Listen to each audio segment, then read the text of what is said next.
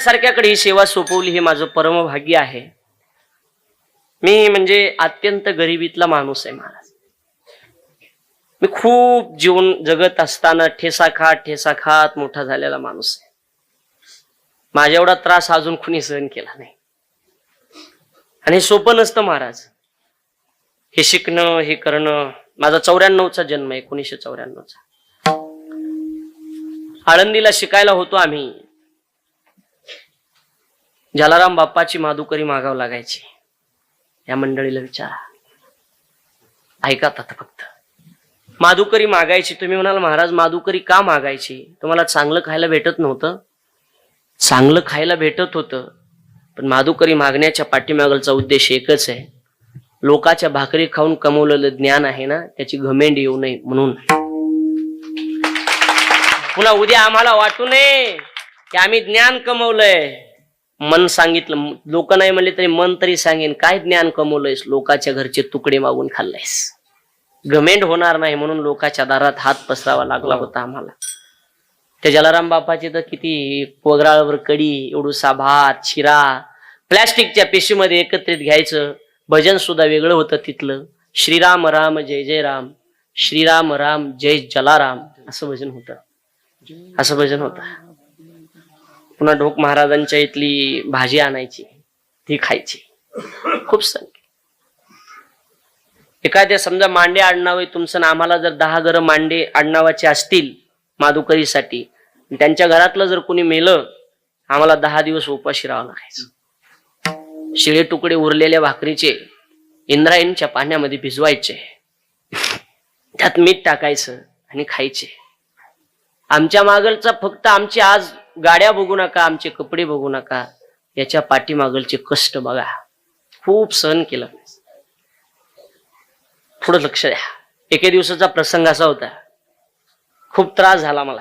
नाही म्हटलं नाही, मला आळंदीत राहायचं नाही, शिकायचं नाही, काय नाही. उचलली पिशवी. 7 वाजता आमच्या बीडला गाडी होती. बस स्टँडवरून बसलो. कंडक्टर आमच्या गावाकडचाच होता. तिकीट रे पोरा, बीडचं द्या साहेब, एक बीडचं. ऐका, तिकीट काढलं बीडचं. विचारलं काय रे पोरा, तिकीट काढायचे झाले? ते चित्र डोळ्यासमोर उभं करा तुम्ही. कंडक्टरचे तिकीट काढायचे झाले, त्याच्या शेजारच्या सीटावर मी बसलो होतो गणेश बाबा. आणि कंडक्टरनं विचारलं काय रे पोरा, कोण्या गावचा आहे? बाबा मी धारूरचा आहे. बाबा धारूरचा. साहेब मी धारूरचा आहे. शिकायला आला इथं आळंदीला? हा शिकायला आलोय. मग का चालला रे बाबा? साहेब मला हे जमत नाही, मला हे नको आहे, शिकायचं नाही मला. हे खूप कठीण आहे, हे व्याकरण, हे संस्कृत, हे आपल्याला जमणार नाही साहेब. त्यावेळेला कंडक्टरनं प्रश्न टाकला की काय रे पोरा, गावाकडे जाऊन काय करणार आहेस? तो अंतकरणाला शब्द लागला गेला, डोळ्यातून खळकन पाणी आलं माझ्या. खरंय, गावाकडे जाऊन काय करायचं? तोपर्यंत गाडी देहू फाट्याला गेली होती. हे सगळं घडलेलं मला, सगळं घडलेलं. गाडी देहू फाट्याला गेली होती. देहू फाट्याला गाडी गेल्यावर त्यांनी कंडक्टरनं सांगितलं जाऊ दे, माईकडे जा, माय नक्की सांभाळीन. लेकुराचे हित वाहे माऊलीचे चित्त माय सांभाळीन. म्हणजे साहेब, ज्यावेळेला कंडक्टर म्हणला ना जा माईकडे, माय तुला सांभाळीन, दोन्ही डोळ्यातून आई धारा आल्या, डोळ्यातून पाणी यायला लागलं. कंडक्टर विचारतोय पोरा, माईचं नाव काढल्यावर रडायला काय झालं रे? मी सांगितलं साहेब माय नाही मला, माय नाही तुला? साहेब माय नाही मला. भांडे साहेब माय नाही मला. 5 वर्षाचा होतो मी, माझी माय मेली तेव्हा. माय नाही तुला? नाही बाबा माय नाही मला, लहानपणी माय मेली बाबा माझी. काळेवाडीला गाडी गेली ना, कंडक्टर म्हणला पोरा नसू दे माय, बापाकडे जा. सीटावर मुंडकं ठेवून पुन्हा मी डसा रडायला लागलो ना. त्यावेळेला कंडक्टर म्हणला मांडे साहेब आता काय झालं रडायला? म्हणलं बाबा बापही नाही मला.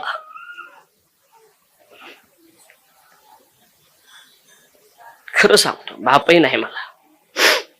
तुमचा बाप या वयात जरी गेला तरी आज सुद्धा बापाची आठवण आल्यावर डोळे भरून येतात का नाही? खरं सांगा. बाप नाही तुला, भावा मला माय नाही. ऐक गळ्या, महाराज मला बापही नाही, मला बहीण नाही, मला भाऊ नाही, मला कोणी नाही. रविदास महाराजाला विचारा, मला कोणी नाही महाराज.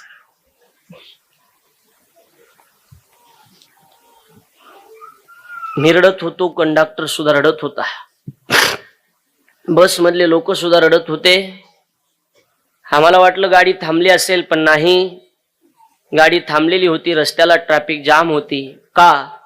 ड्रायव्हर कडे बघितलं तर ड्रायव्हर सुद्धा स्टेरिंग वर मुंड कठून ढसा ढसा रडत होता. विचारले, साहेब तुम्हाला काय झालं रडायला? बाळा माझा सुद्धा बाप लहान असताना मेला रे बाबा, म्हणून माझ्या डोळ्यात पाणी येते. मी कानात लेकरू आहे महाराज. तुम्हाला मी खरं सांगतो, 80 वर्षाची माय तुमच्या घरात जिवंत असू द्या आणि 60 वर्षाची मुलगी 80 वर्षाच्या माईला भेटाय जाऊ द्या. 80 वर्षाची माय 60 वर्षाच्या मुलीची पिशवी कधी रिकामी येऊ देत नाही. बरोबर आहे ना? आठवा तुमची माय. माय मुलीच्या पिशवीत कधी गहू टाकील, कधी ज्वारी टाकील, कधी बाजरी टाकील. तांदूळ काय द्यायची वस्तू असते का? माय कधी कधी आपल्या मुलीच्या पिशवीत तांदूळ सुद्धा टाकून देत असते, लसूण सुद्धा टाकून देत असते. माहेरातली माय मरू द्या, तुमच्या पिशवीत 100% सांगतो बदल झाल्याशिवाय राहणार नाही. आई आठवा तुम्ही तुमची माय. तुमच्या पिशवीत नक्की बदल होईल. 2 गोष्टी कुणाच्या जीवनात घडू नये दादा गणपती बाप्पाच्या साक्षीनं सांगतो मी. पहिली गोष्ट, तारुण्यामध्ये बाईचा कोण्या नवरा जाऊ नये. दुसरी गोष्ट, लहानपणात लेकराचे मायबाप जाऊ नये. ज्या बाईचा तारुण्यात नवरा मेला ना, त्या बाईला विचारा गरिबीमध्ये किती दुःख सहन करावं लागतं. किती चांगलं जगू द्या लोक तिला नावं ठेवणार. लेकराचे मायबाप मेले की जीवन संपतंय. आज आम्ही 25,000 रुपये रोज घेऊन कीर्तनाचे फिरतो, पण कितीही पैसे घेऊन घराच्या बाहेर घरी गेलं, मायेनं अंगावून हात फिरवणारी माय जर घरात नसेल, आमच्यात का पैसा जाळायचा का दादा? एखाद्या वेळेला भूक जर लागली तर आज सुद्धा घरी गेल्याच्या नंतर मला उपवासी पोटी झोपावं लागतं साहेब. आम्हाला मायबाप नसले आपले, बाकीचं कोण आपले सांगा? ज्ञानोबाराय म्हणतात, जैसी तैसी माय वरी मानाल त्या माना एरी एर पराविया रंबे हुनी बरविया. रंबेपेक्षा चांगल्या असतील तर आपल्या काय कामाच्या आहेत? तुमचा बाप गेला एवढा मोठा साहेब, दुसरे किती तुमच्या बापासारखे असतील तरी बाप गेला, दुसरे काय कामाचे आहेत आपल्या? तुमचा बाप गेला ना, जीवन संपलं, तुमचं अधूर झालं. तुम्ही म्हणाल की महाराज 9:30 वाजले, एवढ्या लांबून तुम्हाला एवढं वेळ घेतलाय, तुम्ही एवढे पैसे दिलेत आम्ही तुम्हाला, तुम्ही तुमच्या घरचा इतिहास सांगण्यासाठी इथं आला? नाही दादा, मी माझ्या घरचा इतिहास सांगण्यासाठी इथं आलो नाही रे. माझं ऐकून या ओझर आणि ओझर पंचक्रोशीतील या 2000 लोकांपैकी 10 लोकांनी जरी मायबापाला सांभाळायला सुरुवात केली तरी माझं कीर्तन सफल झालं. एवढाच यांनी एवढा मोठा केलेला उत्सव खऱ्या अर्थानं सफल होईल की आमचा इतिहास ऐकून तुमच्या डोळ्यात जर पाणी येत असेल तर फक्त 10 लोकांनी पवित्र तुळशीची माळ गळ्यामध्ये घाला बाबा, आमची इज्जत राखा. 10 लोकांनी 5 लोकांनी पवित्र तुळशीची माळ गळ्यामध्ये घाला आणि 5-10 लोकांनी मायबापाला सांभाळायला सुरुवात करा. मी तर या मताचा माणूस आहे साहेब, अध्यक्ष साहेब. सांगेन की मला असं वाटतंय की कीर्तन संपलं की एक झोळी फिरवली पाहिजे समाजामध्ये, आणि झोळी फिरवत असताना त्याच्यामध्ये पैसे नाही टाकायचे. तर इमानदारीनं आपण जे व्यसन करतो प्रत्येकानं एक एक व्यसन त्या झोळीमध्ये गणपती बाप्पाच्या पायावर टाकलं पाहिजे. असं जर करत असाल तर नक्की सांगतो आपला कार्यक्रम सफल झाल्याशिवाय.